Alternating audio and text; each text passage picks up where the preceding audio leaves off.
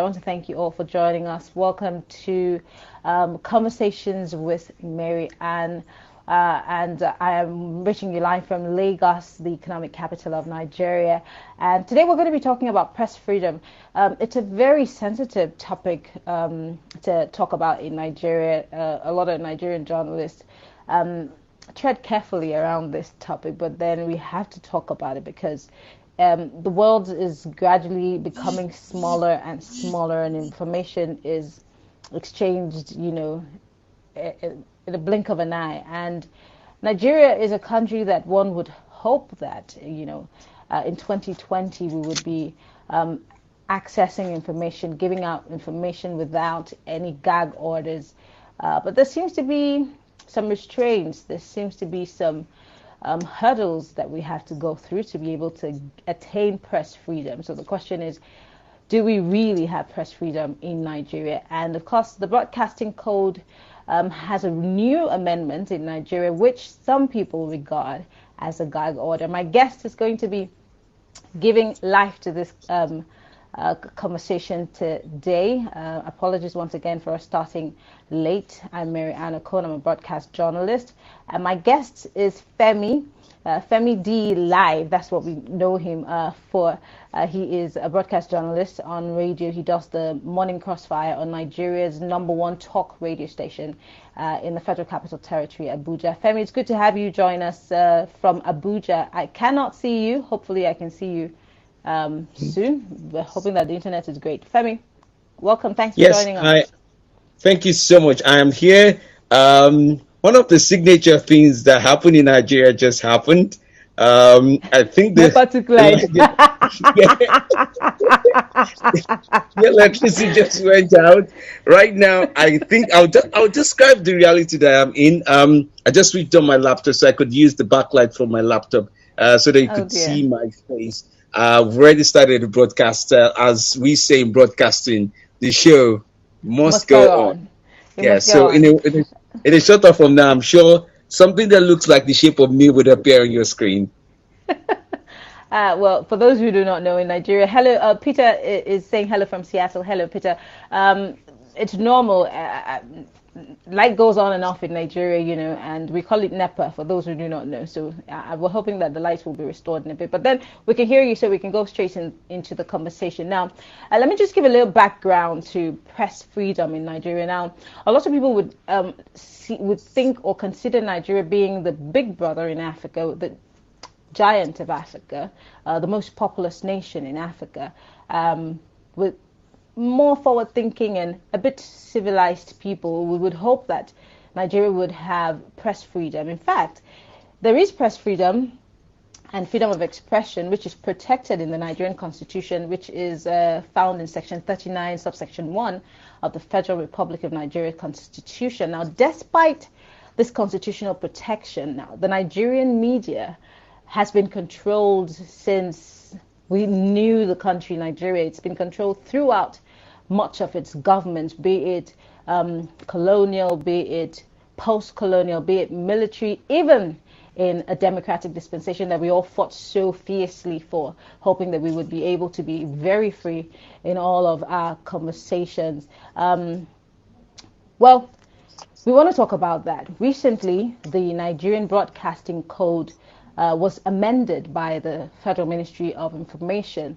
Now, this amendment has faced all kinds of reactions, especially from Nigerian Broadcasting, the National Broadcasting Corporation, where the commission, where they are saying that, look, this seems like a gag order, and it looks like something that was thrown out, a bill that was thrown out earlier this year and late last year, which was called the Social Media Bill, and it had a ridiculous fine attached to it, which a lot of Nigerians thought that the government of the day were trying to limit us, especially the press, from criticizing or speaking up about things that were done. So let me start from the press freedom aspect with you, Femi. You've been a broadcast journalist and you work in the FCT, which is the Federal Capital Territory, which is detail for Washington, D.C.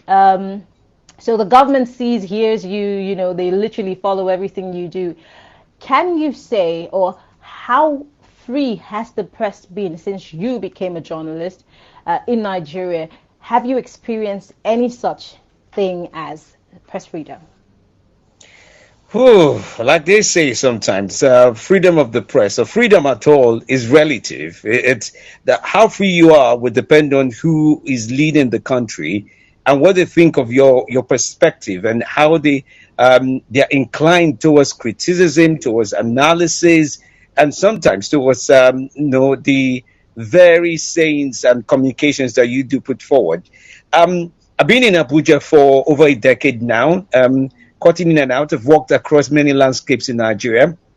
I've walked in Southeast, I've walked in Lagos, Southeast would be Anambra, I've walked in Jos, I've walked in Abuja, taking up various roles. And it's interesting that different, as one would find it, the broadcast organizations in many of these places see, understand, and interpret the code best on how they feel what you're saying.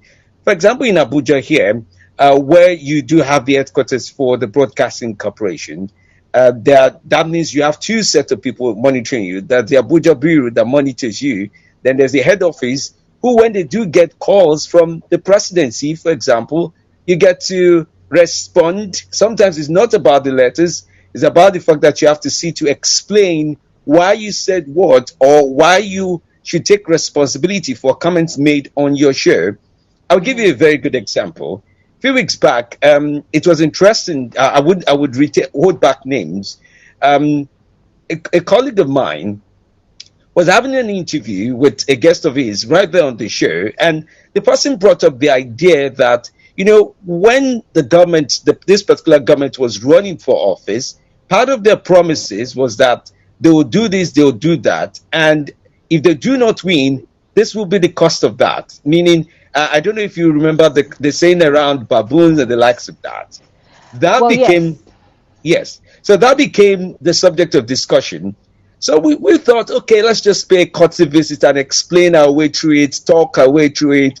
And then they go on to say, well, we actually didn't hear you unless you provide us with the offered dub of what you said. However, the directives to investigate and maybe even go as far as to sanction you is coming from the presidency. Later on, we uncovered that pretty much that apparently some cabinet members were on their way to the airport when they heard that part of the conversation, and they became uneasy about the fact that somebody would quote something they had said in the past and bring it up on the show, meaning criticism and the freedom of the press here and now is not only a subject of new things that are said, it's also about bringing back past things that have been said that has now become quite uncomfortable. So one of the things that almost becomes a signature. So you're saying, I'm trying to understand. So you're saying that press freedom can be interpreted in many ways in Nigeria. So it depends on what government is in power or who sits in Aso Rock. Yes. Now let's backpedal to a few years ago, the Goodluck Jonathan administration. There was a saying under the Goodluck administration that he was the most abused president. He was the most, slandered president. Did you feel that the press was able to say and report things the way they were as compared to the Buhari administration? So here is how we place that. And I will tell you one interesting thing, that there's a flip-flop process. I will characterize the members, for example, the two administrations two ways. There's the people, like during the President Goodluck Jonathan, he was more open to the idea of say what you want to say, it's fine, you voted for me, I'm sort of responsible for how you feel about what you say. However, not all cabinet members extended that courtesy to the press. They thought about it different ways. I had an interview with regards to some grant that was being given by the government to some young men and women. After the interview, it was late into the evening, there were security operatives who were ready to arrest both my guest and myself for questioning, for asking questions with papers and documentations that they brought that were undersigned by a minister under Jonathan administration. So that tells you one bit of it. But having conversation about the president was no-brainer. Now, in the event of things, in the day and age we find ourselves this time, so there are men and women who are very particular about protecting the image. Let me extend that further. The legacy of President Muhammadu Buhari, even now, they're not so much concerned about what you say about them to an extent, but the moment you reach out to venture into conversation that looks like it's taking on the president a little bit too far, they would probe you. They would look for people who know you to caution you. They will tell you, we don't really need you to give us your recording this time around. We provided services. For example, the show I do host in Abuja, I will tell you this, top secret. Well, okay, now it's on Apps TV, so it's a global secret. It's going to be public. There's no secrets. Yeah, go ahead. My show is listed as one of the shows that's been most monitored in Abuja. It's the morning show. It's the first show of the day, so obviously you have all eyes and all ears on you. Yes, because they say the conversation is quite fluid on that platform. It's a talk format station, so we allow people to call. We try to caution. We try to do all that. And sometimes, whether you're for the government or against the government, we ask the difficult questions. There's always a crossfire to examine issues in the most delicate way. So that becomes something of interest as well. There are those who would defend the position of the leader. There are those who would go after defending themselves because they don't want to be sold off to the leader as incompetent or be questioned about their capacity to do their job. Let's talk about the Freedom of Information Act. Now, that is also something that is supposedly accessible to every journalist in Nigeria. Now, for a journalist like you and I, who don't just deliver the news, we don't just broadcast the news or give out information, we do some digging, we look for facts to back up, all of these researches.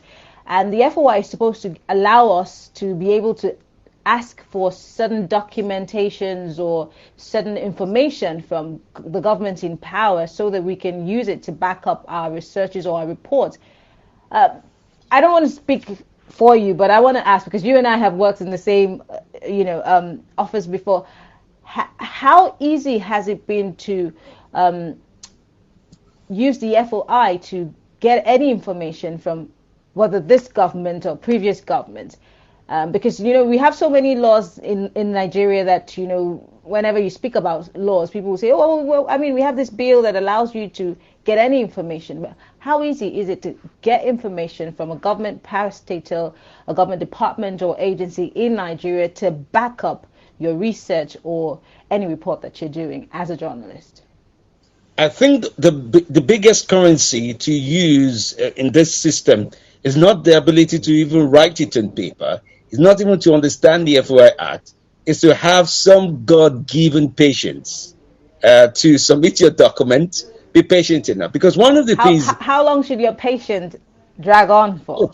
Trust me, it depends on how complex your document is or what you're requesting for, and how valuable they think what they would reveal, and how selective they would examine that. And also if there's going to be an expository situation afterwards. These are all political calculations that often play out. If you're a frontline journalist who puts up an FOI Act, for example, especially if you do that alongside with some other colleagues. So, for example, if I know of organizations within Abuja that if they were media houses would rather support FOI Acts as written by CSOs, leading CSOs, and the arrangement we'll find is media organizations rather parley off with CSOs and say, you put your name, whatever they tell you, we would use such a document to push forward. But if we do put our name in requesting for in the first place, there's a sense of, phone calls that why are you asking this? Does your boss know you're asking for this? What do you want to use this for? We should speak to your boss. There's so much that goes into that. But when you do use it on there, having received such a verified document, it makes it interesting. So what you find as this consistent pattern building up in the media landscape is media organizations will rather party out with CSOs, the non-government organizations, who look like, they are crafted in some measure of long-term patience with resources to show that they are interested in finding out the truth of this. I'll give a quick example. two organizations that have had close relationship with is SERAP and CODE, Connected Development and SERAP. One of the That's follow the directors is, money and set up. yes, Yes. yes, yes, certainly amazing. Those two organizations. So one of the things we did, and we have this informal agreement that, oh, if you get something expository from like the 30 billion now that's being talked about COVID-19 funds, some of the things we have to do is, oh, now that you have your response, can I see the document?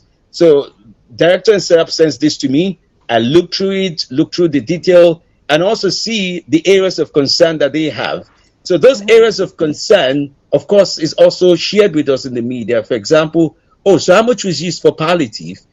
How much was given to the governors? And all these other detailed questions. It becomes the new conversation in which you find organizations in media and CSO say, oh, let's inquire into this and see where we find but that. Femi, I'm sorry to talk over you, but does that not mean, or does that not spell out in a way that maybe, just maybe, and I'm not saying, but I'm saying maybe, we're not, the media in Nigeria is not respected, I mean, even the list, because if we have to go through SERAP or NGOs to get information from our government, which we are supposed to be able to have access to, does that not mean that maybe, there is no place for the media in Nigeria? Or could it be that, they do not trust us enough? Or maybe they fear us? I don't know. Where do you stand? Well, the way I see it is this. I'll take you back to 1975. There's what is called the Fairness Doctrine that was practiced in the US. It's what gave birth to the left media, the right media, the political parties, the left media and the right media mainly. Now, you have the left media that are prone to Democrats, the right media that are prone to Republicans. What that also means is that so there's a vested interest in how they do their broadcast based on their area of bias. Now, the media landscape in Nigeria... But those biases are not supposed to get in the way of revealing the truth. You might now, when you reveal the truth, there is a way that you can paint it to make the other guy look bad. But then the truth in this regard should not be an issue, right? Well, it shouldn't be. The objective of getting this information is to get the facts, the truth out there. And then you can argue whether you're leftist or you want to argue for the right way. So that's what, even scooping up the truth, one of the things I'll tell you, Mary, even scooping up the truth, even when it's been done, it is believed to be information that could be used for propaganda. In 1993, one of the candidates for that 1993 election, MK Abiola, as we know him, businessman, but he had a good stake, a large stake in media houses. So it was interesting to understand that even if they are scooping up truth about him or writing off about his opponent, that truth, as truthful as it may be, forgive me that I'm using the same word to qualify itself, as truthful as it may be, is put in a perspective that comes up as media agenda. People can't, it's one thing to say Mary Okon is in Lagos, and it's another thing for when that is said during broadcast, Mary Okon, Lagos. Somebody listens to that and wonders, why is there a contradiction in my voice to wonder, why is MARYANN Okon in Lagos? And when I say, oh, Mary Okon, yes, she's based in Lagos. So that truth becomes relative the moment it gets into the hands of media owners who are able to use that. But should that not be left? Should that not be left in the hands of the guys who are propagandists for either left or right, or APC or PDP? Should that be determined by the government of the day? Where is the place of press freedom or access to information or free speech? Hello to Brett Walker. Brett is reaching us from Los Angeles, and Pablo also from Los Angeles. So I'm still asking, should that not be the job of, for example, the people who are speaking for the PDP to come and say, well, yeah, this is the fact, but this is how it should look, or this is the picture we're trying to paint to you, and let the other person also have a right of response to. Everybody has an agenda, but the job of the media is to present information and facts the way they are. But the problem is, and that's what somebody just said, why is it so difficult for Nigerian journalists to put some information out in public domain? Example, current outcome of Magu's probe. there have been so many things that we follow, and then when it gets to a point, it gets swept under the carpet, and that's it. There's no follow through. And half the time when I ask, how come we've not been able to follow up on this story or get to the bottom of this particular issue that we all sensationalized and it was all over the news, we were all responding to it on Twitter, but we haven't been able to get anyone docked or behind bars for stealing monies, for taking government property that's not theirs. And we see a lot of these things happen, just media trials, but there is no follow through. So Femi, help me. Once again, you are at the seat of power in the FCT where everything happens. Where is the follow through spirit of the Nigerian journalist? What is happening to Nigerian journalism? The spirit behind the journalist in Nigeria, should I say, it's not as lit as it used to be. Here's why I would tell you this. Two reasons.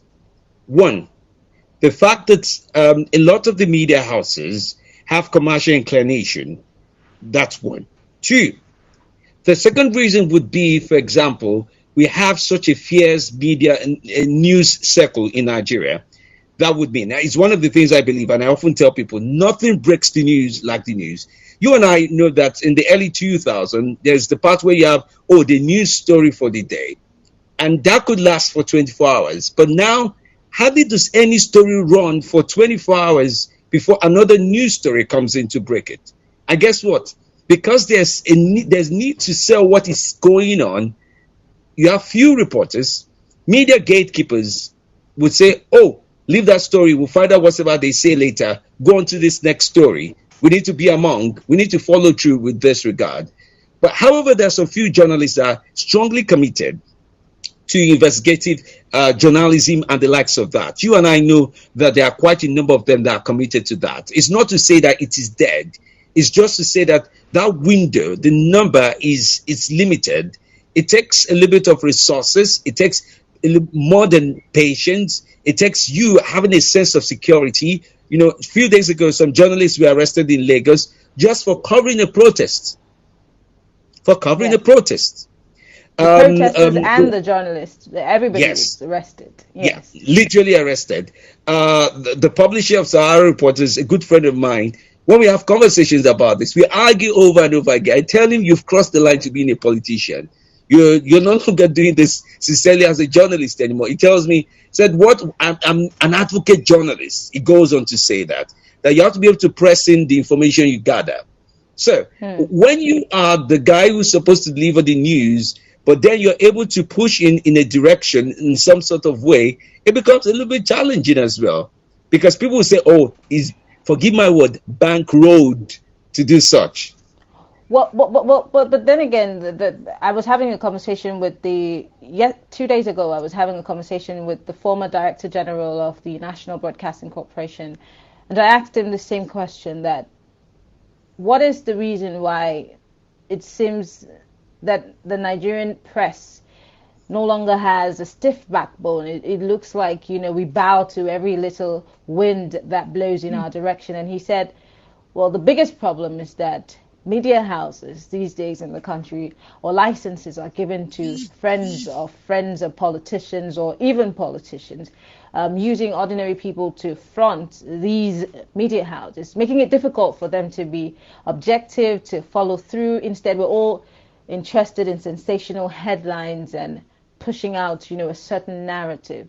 So I'm going to ask you, as somebody who plays in that field, how do you think that we can recover or reshape the media space? Because you and I are the young ones. My parents used to be journalists, and they're no longer, in that space. So they're looking onto us to effect a change of sorts or change the narrative. Do you think that that's going to happen anytime soon? Do we have what it takes to influence and reshape the Nigerian press or Nigerian journalism space?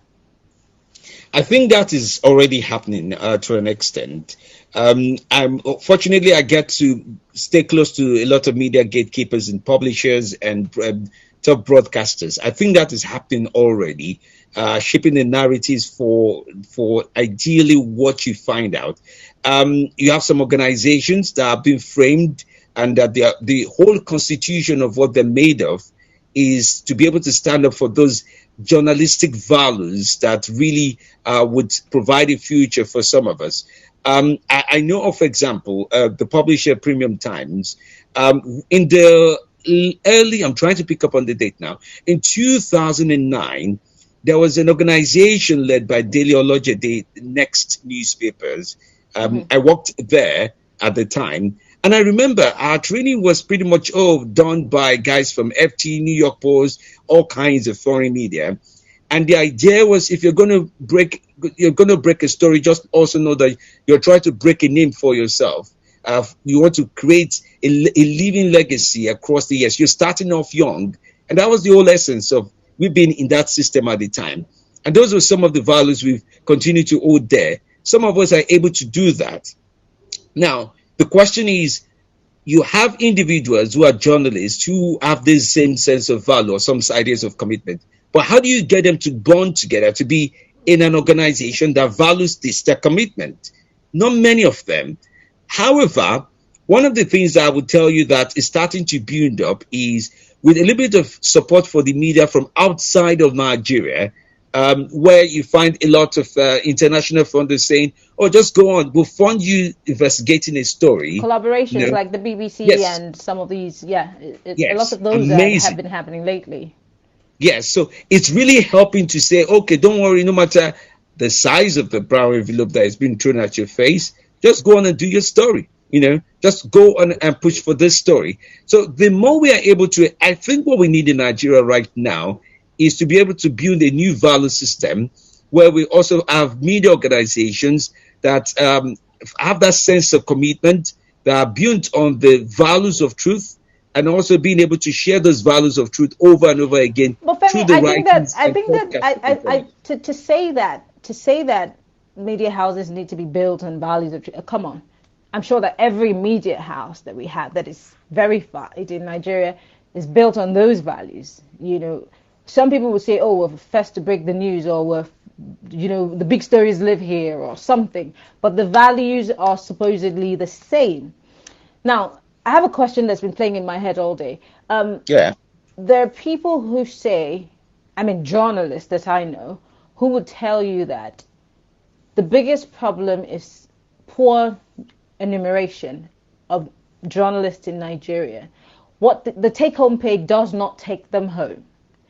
There's a lot of owing of salaries and allowances, and maybe that is the reason or what's responsible for some of the brown envelope. And for those who are watching us from around the world, there's a brown envelope thing in Nigeria, which means that a journalist can get paid or bribed under the table to run a story to favor a particular party or person. So there's a brown envelope thing, which has also worked against us, is not necessarily worked in our favor. So this has also made a lot of politicians, especially, and some Nigerians, disrespect the average journalist. So when you say you're a journalist, they're looking at you like, you're very hungry. Yeah, So how do we should that not be where we start from, to deal with? Because, I don't think the values are the problem, because you and I know that we took an oath of sorts to make sure that we inform, entertain, educate. This is our core value. And we're supposed to do that without a fear of doubt or, fear of favor. So we're just like the doctors, even though we don't have that license of a doctor or we've not sworn an oath of sorts, but this is our mandate. But do you think that maybe if we readdress the enumeration of journalists in Nigeria, maybe that would be a starting point to deal with the issue? I don't even think that's the starting point. I think that's the main point in which every other thing should be saddled on. Every other thing should be saddled on this. Because, sometimes I think about when people say brown envelope, people never really tell you how much is in the brown envelope. They never really tell you how much of what the content in terms of the brown envelope. If possibly the person who would write, who would consider saying, there's no story to this, I'm just going to do 150 words and get off with it. If it's a writer, if it's somebody who's a broadcaster, I'm just going to slide through this and mention in less than a minute, and I'm off this point. But some brown envelopes, like some journalists will tell you, they will tell you, what are you talking about? That guy pays good. I've covered elections, at least 2, 3 elections. I'm a They will little tell you, embarrassed, but it's the truth. yeah, they will tell you there's 4 stories inside this story. Trust me, 4 full stories. I will even speak to my editor. We should do an op-ed around this. It is sad, but it's a situation where you find a journalist who is supposed to take him his 30 days pay back, comes to his hand from just one meeting, and then he starts to ask himself, how do you write this differently? So then it brings forward the question about the media houses as well. What is the clear-cut business model? The likes of Brett, Pablo would agree with me. A lot of media organizations, international organizations, they're struggling. There's the much you can do with business models, adverts, and the likes of that. But our commercial landscape in the media in Nigeria is a little bit different. I will give you a live example. Remember, I've not just been a journalist, I've also had to gatekeep on a lot of those situations. When I was with a particular newspaper, when I was writing for them, they covered a story about tax evasion of a certain organization. Now, they did write the story. It was amazing in its own right. But they forgot one simple truth, that the sister organization to that organization I just paid for advertorial for 1 year. Wow. In other words, On that station, so they could pull the plug immediately. Oh, trust me, you know what happened. I mean, page 3 was about tax evasion of their sister company. Page 4 was the advert that followed. And they pulled it off. And the CEO was like, whatever it takes to break the contract, come out of the contract, break off the media buy that you've placed on these guys. They did that. And guess what? That was the biggest advert in the paper for the year already. Wow. Salaries were planned on that. On that money. So you can imagine. On that money. So this takes us to the question that Brett just put up. He said, are there any news outlets in Nigeria that are publicly funded, like the BBC or NPR in America, that have less corporate or political ties? I think the answer is no, Brett. Most media companies are government owned. So every state in the federation has a TV and a radio station that is funded by government. In other words, whatever they do, they have to sing the praises of the government, whether they like it or not, because that is the piper that is calling the tune. And that's unfortunate. We really don't have anything like the BBC, because if we had a state-funded media, we would be stronger. We would be able to objectively address issues, I presume, and we would do that without fear of favor or anybody coming to say, I'm pulling the plugs on you, right? Yeah. I agree with you completely. And Brett, she's absolutely right about this. The bigger the organization, the likely the government funding that is backing it up. It creates a system. It's just, for example, just this COVID-19 situation. A lot of media houses let go of their people in the private sector, but the government has been able to jobs. Yeah. But the government has been able to somehow cushion some of those for the guys in the northern part of Nigeria. Some of them had to they didn't have money for diesel, for generators to keep their transmission going. That's one thing. I attended the bond meeting, but that was some major factor. Well, literally, can you guys it's that bad that somebody would switch on the generator just to take an announcement. Oh dear! I tell you what. One of the most embarrassing and disappointing things I realized last year was the media house I worked in I started off as an intern, by the way, before I started working there as a civil servant 16 years ago. I realized that they cannot run the station now. Every governor that has served in that state has been media friendly. They have built the media in that state to what it became until we had this governor who's there. Now, my former boss has to buy diesel from her pocket to be able to broadcast the news or run advertorials. There is no money because this is a state-funded media. It's a state media. So it goes to show that the government of the day all around across the country no longer is interested in using the state media. So they are somewhat moribund, and there is absolutely nothing we can do about it. So at the end of the month, you get your salaries, but the job is not necessarily done. And this is really why we should start thinking about public funded media houses. But where do we even start? And I think especially for the international organizations, what in the last 5 years they've spent a lot of resource doing is to provide fellowships for journalists to investigate, to do a lot of stuff. But here's where you get into the drama. So you find out the truth, you want to publish that or you want to broadcast that. Do you run against the mantra, the informal mantra of your organization to say, oh, this politician did evade tax, and you soon find out that down the line your boss is connected to the politician. So even though you're funded by an international organization, there's drama. But I think much of that, an alternative to that would be to see a lot of international funders and whatever the sources would come from, go at it, support a lot of these media organizations who want to venture into doing real journalism, truthful journalism, journalism that can be published, broadcast, that is fearless, and that a sense of freedom to carry out those stories. Sometimes a lot of the stories are never even done out of the fear of how do I protect this. I have friends that right now, Mary, I will tell you that the moment we want to make a familiar call to say, hey, how are you doing, Samuel? Like, okay, Samuel Ogudipe is my friend. How are you doing? Whoa, what's going on? That. And he says, Femi D, I have a scoop for you. We have to switch over to another medium to make encrypted calls because he strongly feels his call is bomb. I feel the same all the time, half the time. So, someone, okay, hello, Kaiden Chase. Kaiden, the UK, we need to stop funding the BBC via license. I mean, that's a whole kettle of fish on its own. I was listening to LBC the other day and they were talking about, the new licensing regime. But in Nigeria, we've had collaborations. Again, I'll go back to the BBC, which is Sex for Grades. That was the story that was done by Kiki Mordi and the other young man. That was supported by the BBC. We've also had the cough syrup expose. I think that was CNN or the BBC too.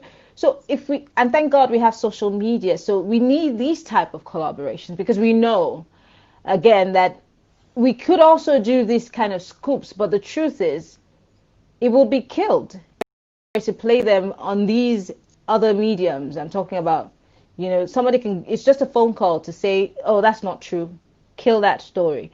But if we run those stories in collaboration with the BBC, it gives it a little bit of prestige and, validates the information or the resources that are out there in that story. But again, it goes back to buttress my point and the question I asked you earlier on that, could it be that we've literally lost every sense of respect in this country as journalists or the press? And that's why no matter what we do, we never get, seen and heard as much as if we just had the BBC or the DWTV just attached on that video. It gets more credence. Well, how do we, in closing, how do we get back our prestige in this country? How do we do that? One of the things I think I'm most excited about the trends of the time is while you work for a media house, the power that may sustain you to do a story is being taken away. You and I are right now having this wonderful communication on Apps TV. I'm sure if I was responding to your question on live TV, there would be a lot of examples that I would modify and be careful about being explicit about them. But it tells you waiting outside your house. Oh yeah, you know how this plays out often. So I have that behind my mind that if you have in platforms such as the Apps TV, like we do right now, where we can easily communicate to say, oh, this is what happened. This is the real video of what happened. And there's a measure of sponsorship. People who are watching who click on sponsor to say, oh, I like to sponsor this journalist. It means they like what you're doing. They like the truth you're producing. They like what you're covering.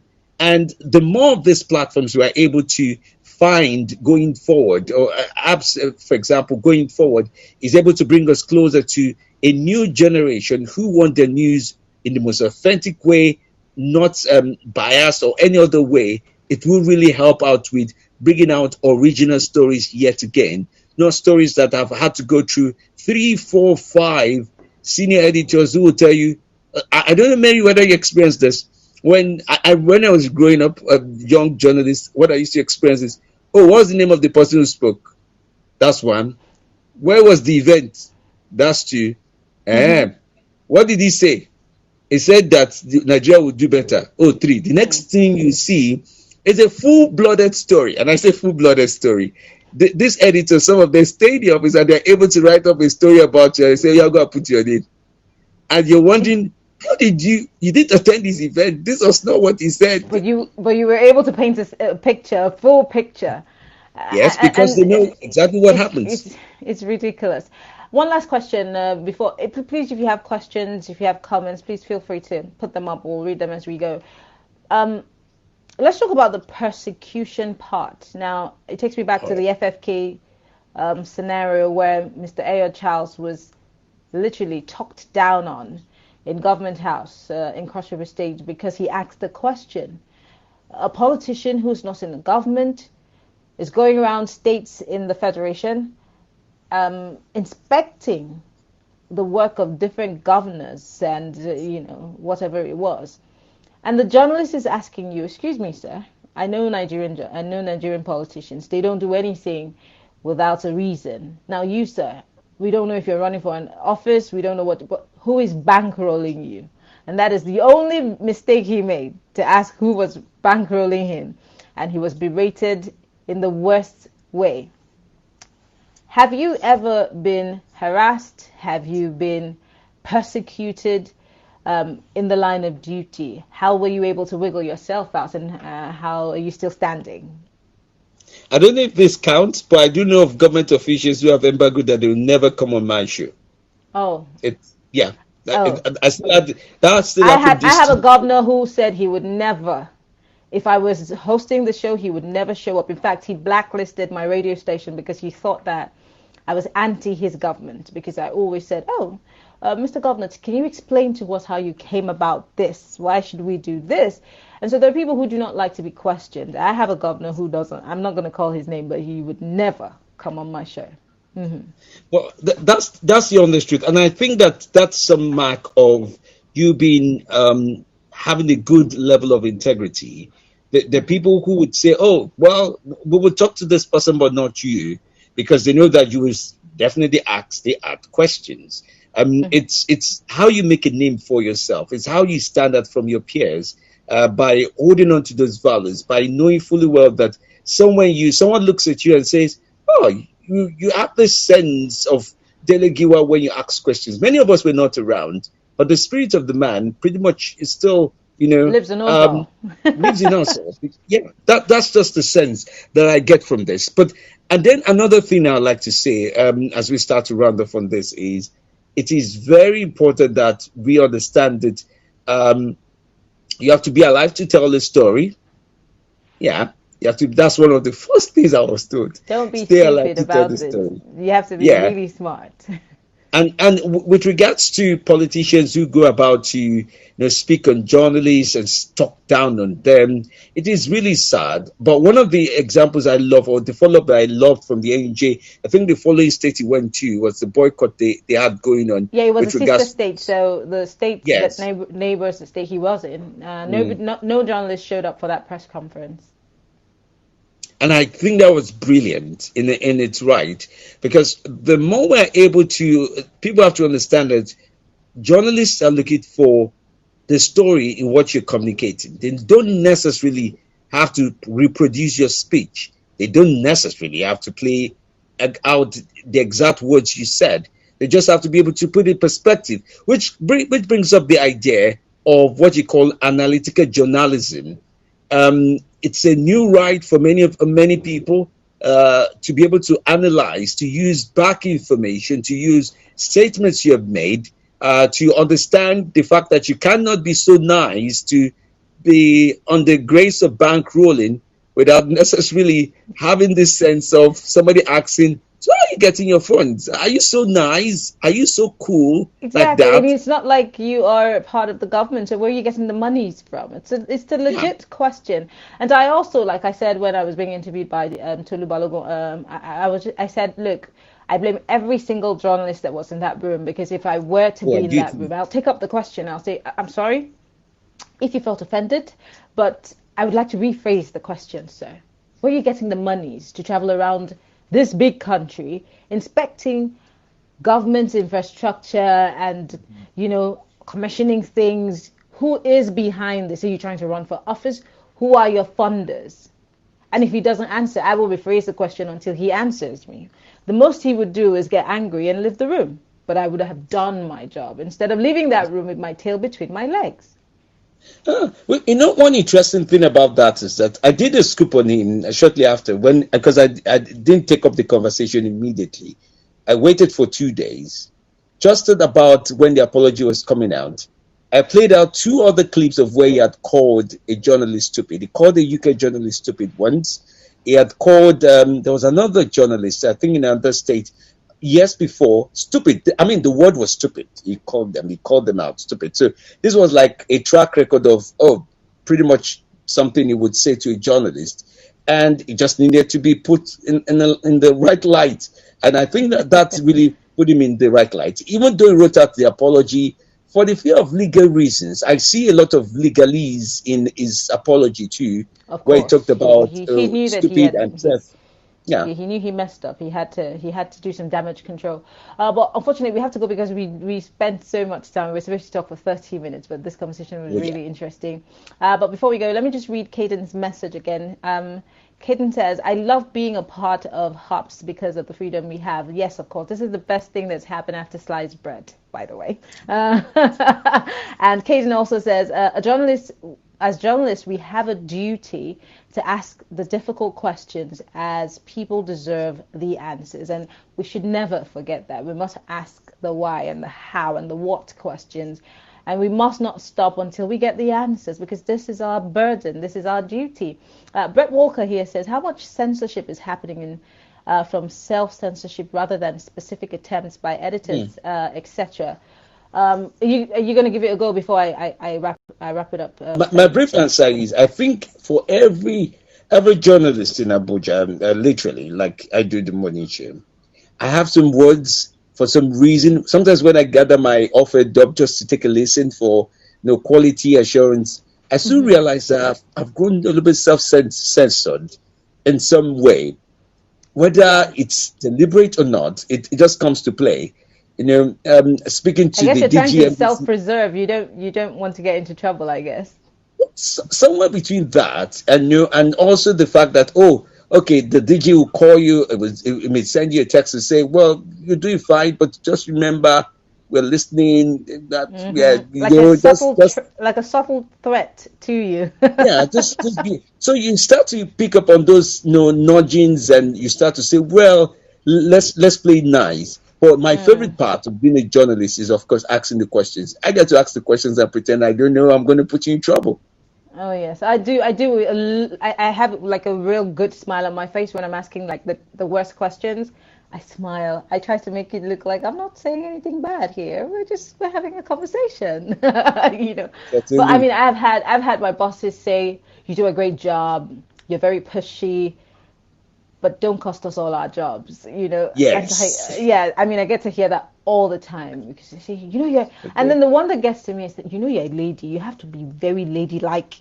And I'm trying to understand, we're all pressmen. There are no ladies or gentle women in the press, so we're not supposed to. But anyway, that's on a lighter note. There is censorship, Brett, a lot of censorship, unspoken censorship. They would never say that they're censoring you, but you just know that there is a line. It's a very obvious line, but some of us dabble. I always cross over and come back and act like I didn't. Yeah.